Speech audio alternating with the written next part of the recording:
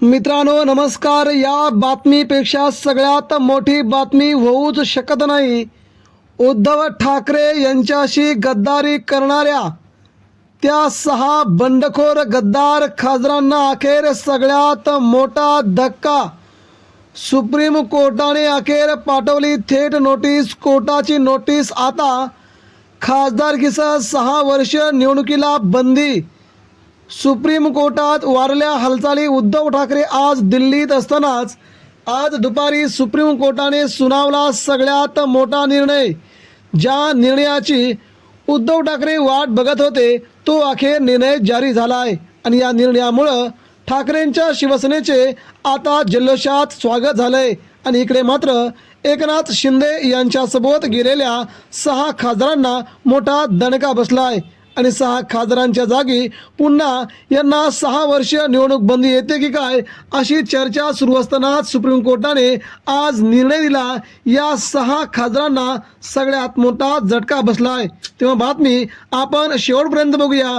कोण कोण आहेत 6 खासदार, त्या 6 खासदारांपैकी कुणाची खासदारकी आता गेल्यात जमा आहे, तर नेमका सुप्रीम कोर्ट म्हटलं काय, सुप्रीम कोर्टाने नेमका काय दिले आदेश आणि उद्धव ठाकरेंनी नेमकं काय म्हटलं होतं सुप्रीम कोर्टामध्ये।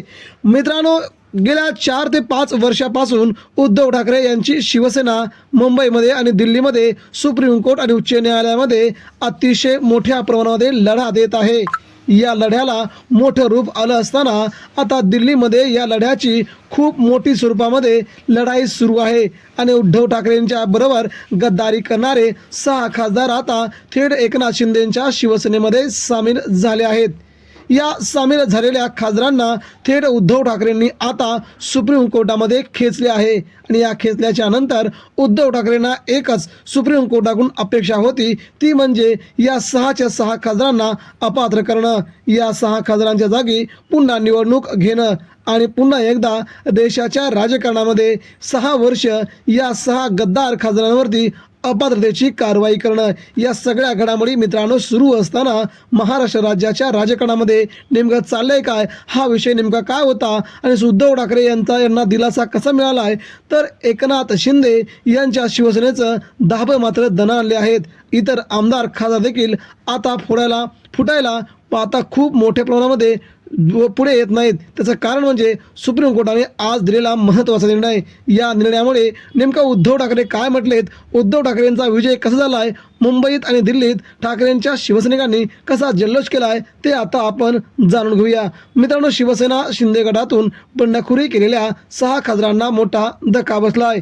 थेट या खासदारांना सुप्रीम कोर्टाने नोटीस पाठवली आहे। 2 आठवड्यांच्या आत या खासदारांना नोटीसही उत्तर द्यावं लागेल। या खासदारांच्या अडचणीमध्ये मोठी वाढ झाली आहे। शिवसेना ठाकरे गटातून 6 खासदारांनी मोठी गद्दारी केली होती। या खासदारांनी लोकसभा अध्यक्षांना पत्र देत स्वतंत्र गट स्थापनेची मागणी केली होती। त्यानंतर लोकसभा अध्यक्ष ओम बिर्ला यांनी या गटाला मान्यता दिली होती। या खासदारांनी शिवसेना शिंदे गटामध्ये प्रवेश केला होता। हा उद्धव ठाकरे यांना मोठा त्यावेळेस झटका मानला होता। 6 खासदारांनंतर विधान परिषदेचे उपसभापती म्हणून सचिन आहेर यांनी थेट अर्ज भरला। ठाकरे गटातून मोठी बंडखोरी होताना दिसते। त्यामध्येच आता शिवसेना गटाचे बंडखोरी केलेल्या 6 खासदारांना मोठा दणका बसलाय। ठाकरेंच्या फुटीर 6 खासदारांना सुप्रीम कोर्टाने थेट नोटीस पाठवली आहे। लोकसभा अध्यक्षांच्या निर्णयाविरोधात याचिका दाखल करण्यात आली आहे। या याचिकेनंतर या खासदारांना नोटीस पाठवण्यात आली आहे। हा मोठा झटका खासदारांना मानला जात आहे।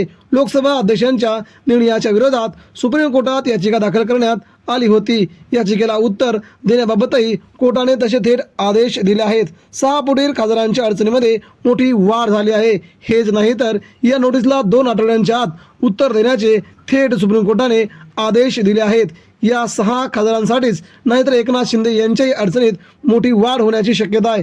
आता या 6 खासदारांकडून नक्की काय उत्तर दिले जातात ते लवकरच कळेल। मात्र सध्या यापूर्वी या खासदारांना पक्षाकडून नोटीस देण्यात आली होती। या नोटीसीला 7 दिवसामध्ये उत्तर देण्यास सांगितले होते।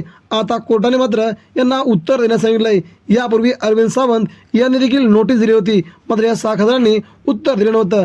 आता मात्र एकनाथ शिंदेंच्या शिवसेनेचे धाबे धरले असून त्या जागी पुन्हा अपात्रता होणार का हे आता लवकरच सुप्रीम कोर्ट कळवेल।